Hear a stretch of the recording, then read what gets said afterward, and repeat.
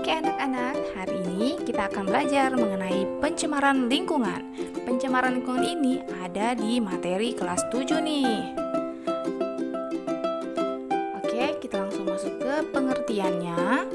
Pencemaran lingkungan adalah tambahan atau penambahan segala substansi ke lingkungan dan atau berubahnya tatanan lingkungan oleh kegiatan manusia ataupun proses alam sehingga kualitas lingkungan tersebut turun sampai ke tingkat tertentu yang menyebabkan lingkungan menjadi kurang atau tidak dapat berfungsi lagi dengan peruntukannya. Ini ya pengertian dari pencemaran lingkungan nih. Nah, secara singkat bisa diartikan pencemaran lingkungan yaitu bertambahnya segala sesuatu ke lingkungan atau berubahnya tatanan atau urutan lingkungan oleh akibat dari dua faktor, yaitu manusia atau proses alam. Jadi kualitas lingkungan itu menjadi menurun, gitu ya. Nah, pencemaran lingkungan dapat dibedakan menjadi 3 nih. Yang pertama ada pencemaran air, kedua ada pencemaran udara, dan yang ketiga ada pencemaran tanah. Kita bahas satu-satu ya. Yang pertama yaitu pencemaran air nih. Di sini ada ini ya, sedikit kata-kata mutiara, save water and it will save you. Nah, artinya selamatkan air dan air juga akan menyelamatkanmu. Jadi kita harus sebagai manusia ya, harus bijak dalam menggunakan air. Nih, yang kita bahas pertama yaitu pencemaran air. Nah, kita masuk ke pengertiannya dulu deh. Pencemaran air yaitu masuknya makhluk hidup, zat, energi, atau komponen lain ke dalam air yang menyebabkan kondisi air menyimpang dari sifat-sifat air dan dari keadaan normal. Akibatnya, air tidak berfungsi lagi sesuai dengan peruntukannya. Nah, contohnya bagaimana ya Bu? Yaitu misalnya, ini katanya tadi pencemaran air yaitu masuknya makhluk hidup. Misalnya ada bangkai yang tercelup ke air. Nah, tentu saja air tersebut sudah tidak berfungsi lagi sesuai peruntukannya. Kan air bisa untuk minum, untuk bersih-bersih. Kalau sudah kemasukan zat-zat yang seperti itu, tentu saja air sudah kita tidak bisa pakai lagi sesuai untuk fungsinya. Jadi kondisi air itu menjadi menyimpang. Oke. Nah, ini contoh pencemaran air yang pertama. Nih, ada gambar yang Ibu sajikan, yaitu contoh pencemaran air laut.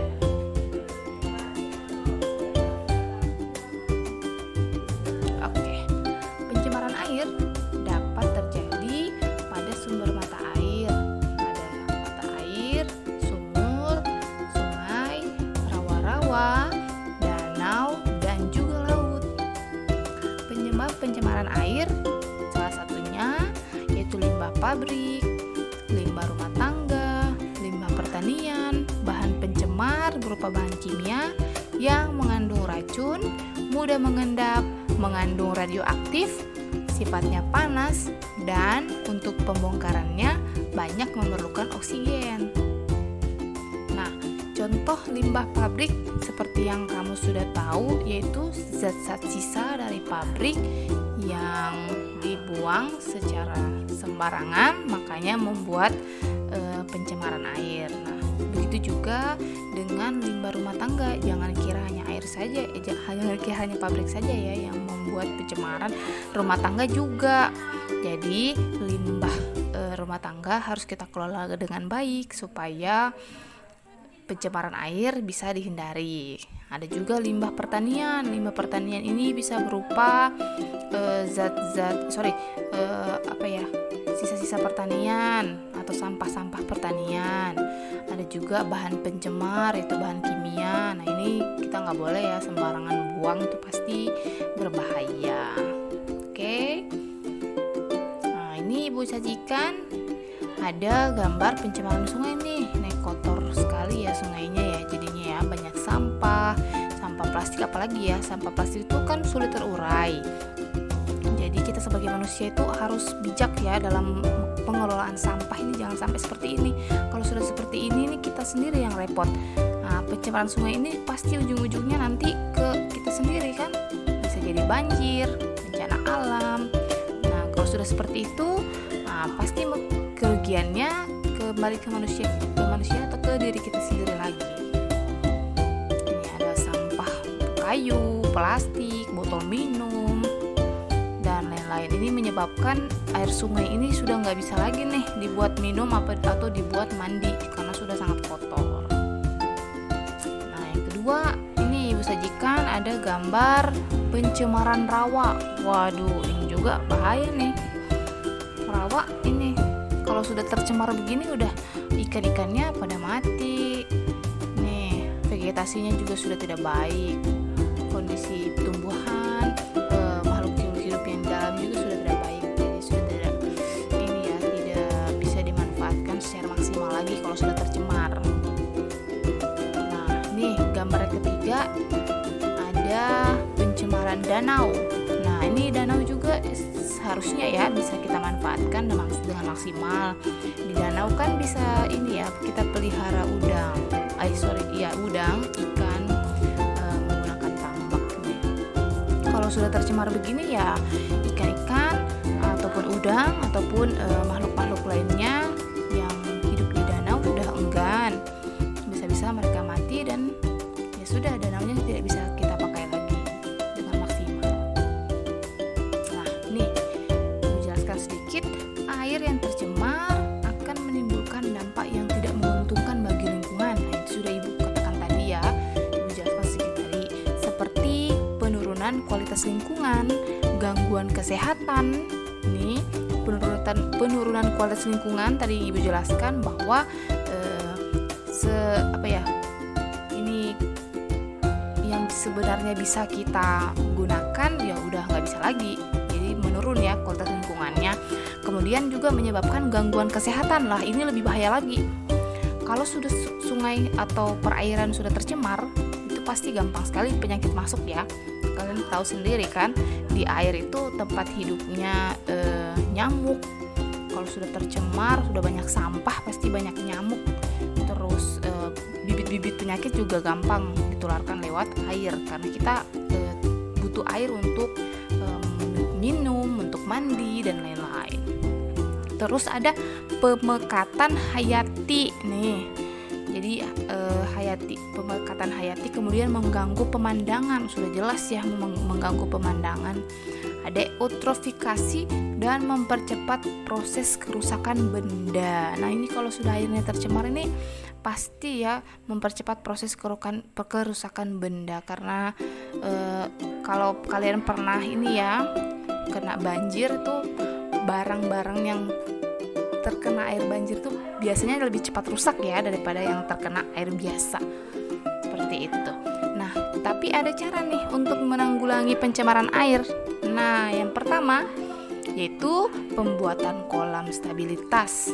Ada instalasi pengolahan air limbah, dan yang ketiga ada pengelolaan ekstreta ya. Oke, kita bahas yang kedua. Tadi udah kita bahas tentang yang pertama ya, yang pencemaran air. Kita bahas yang kedua yaitu pencemaran udara. Ini tidak kalah berbahaya ya daripada si pencemaran air tadi. Ayo kita baca sama-sama ya pengertiannya apa. Pencemaran udara adalah masuk atau dimasukkannya bahan-bahan atau zat-zat asing ke udara yang menyebabkan perubahan susunan atau komposisi udara dari keadaan normal. Nah, kalau keadaan normalnya udara itu ada ada susunan kimianya. Kemudian kalau masuk sesuatu zat lain di luar keadaan normalnya, itu berarti sudah tercemar ya namanya ya. Ini contohnya, ini Ibu kasih gambar ini pembakaran. Ini sudah pasti mencemari udara nih. Nah, pencemaran udara terbagi menjadi dua macam, yaitu yang pertama pencemaran udara primer, yang kedua pencemaran udara sekunder. yuk kita bahas satu-satu. Pencemaran udara primer disebabkan langsung dari sumber pencemar. Contohnya peningkatan kadar karbon dioksida yang disebabkan oleh aktivitas pembakaran oleh manusia. Tuh yang seperti Ibu contohkan tadi di gambar.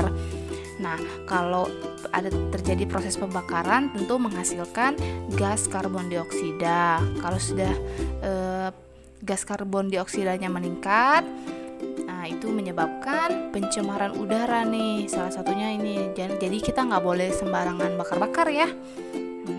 Yang kedua, pencemaran udara sekunder. Ini yang tadi kan primer, yang sekarang sekunder.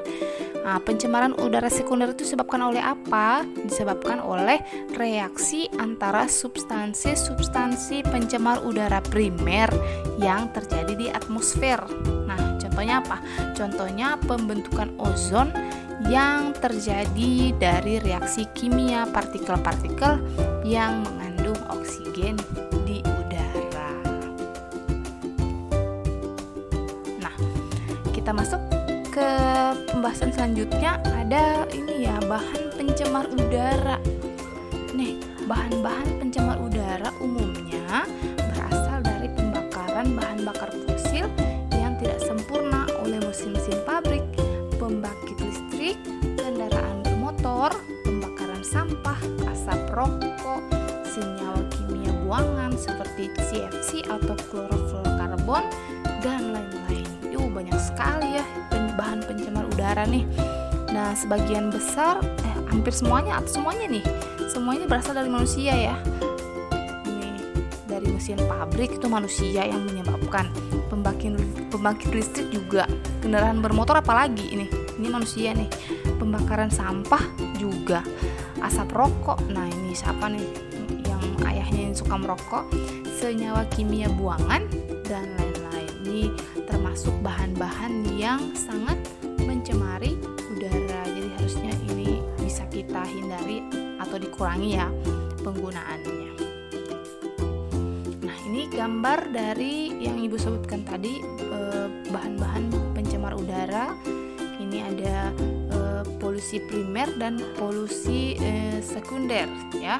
Ini berasal dari banyak nih, ada dari alam, ada dari kendaraan, dan lain-lain. Nah, apa sih sebabnya pencemaran udara? Apa akibatnya kalau udara tercemar? Ya, pencemaran udara ini dapat mengakibatkan beberapa hal. Di antaranya yang pertama, ada efek rumah kaca. Tuh, yang kedua, kadar karbon dioksida terlalu banyak di udara dan dapat menghambat pengikatan oksigen dalam tubuh. Ini bahaya sekali nih. Yang ketiga ada hujan asam, dan yang keempat rusaknya lapisan ozon. Jadi semua hal ini sangat berbahaya untuk kita ya, untuk kelangsungan hidup kita sebagai manusia. Kalau hujan asam itu barang-barang itu pasti sifatnya nanti menjadi ini ya, cepat berkarat. Kemudian rusaknya lapisan ozon apalagi itu menyebabkan kita manusia terkena kanker kulit ya. Nah, pencemaran selanjutnya atau yang terakhir yaitu pencemaran tanah. Nah, ini juga tidak kalah berbahayanya dari dua pencemaran yang kita bahas tadi ya, anak-anak. Nah, apa sih pencemaran tanah itu? Nah, pencemaran tanah itu bisa terjadi jika ada bahan-bahan asing, baik organik maupun anorganik, yang menyebabkan tanah menjadi rusak. Kerusakan tanah tersebut dapat berdampak langsung pada kehidupan makhluk hidup. Bahan-bahan pencemar tanah berasal dari limbah pabrik, limbah rumah tangga, limbah pertanian, dan barang-barang rongsokan. Waduh, banyak juga nih. Ini penyebab kerusakan nih pada tanah ya. Kenapa sih bisa berdampak langsung pada makhluk hidup? Nah, kita kan hidup di atas tanah ya. Tentu saja kalau tanahnya tercemar, tumbuhan tidak bisa hidup. Kalau tumbuhan tidak bisa hidup, berarti suplai oksigen ke manusia juga berkurang. Pasti ya berdampak pada manusia. Ada berbagai macam dampak dari pencemaran tanah terhadap kesehatan. Nih, ada beberapa dampak ya. Contohnya sakit kepala, pusing, letih, iritasi mata, dan ruam kulit. Ini yang ringan ya. Ini gejala ringan atau masih yang dampak ringannya dari dampak pencemaran tanah nih. Kemudian pada dosis yang lebih besar atau pada dampak yang lebih besar, pencemaran tanah dapat menyebabkan kematian. Aduh, bahaya nih. Selain pada kesehatan manusia, pencemaran tanah juga berdampak terhadap ekosistem seperti perubahan metabolisme tanaman yang pada akhirnya dapat menyebabkan penurunan hasil yang berakibat terhadap predator atau tingkatan lain dari rantai makanan tersebut.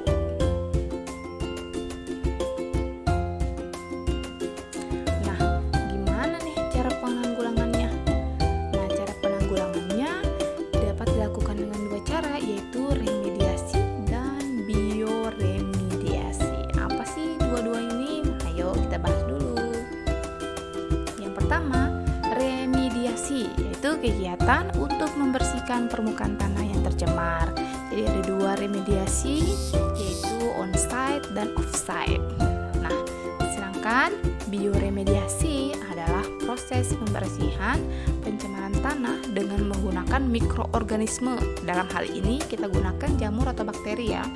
Bioremediasi bertujuan untuk memecah atau mendegradasi zat pencemar menjadi bahan yang kurang beracun atau tidak beracun. Jadi didegradasi menjadi karbon dioksida dan air. Nah, jadi itu tadi ya, tiga pencemaran lingkungan yang bisa Ibu sampaikan.